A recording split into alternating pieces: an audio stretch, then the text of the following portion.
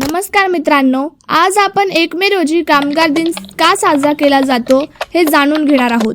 1 मे रोजी कामगार दिन साजरा केला जातो कारण हा दिवस कामगारांच्या हक्कांसाठीच्या चळवळीच्या स्मरणार्थ आहे। विश्वरत्न डॉक्टर बाबासाहेब आंबेडकर यांचे कामगारांसाठीचे योगदान।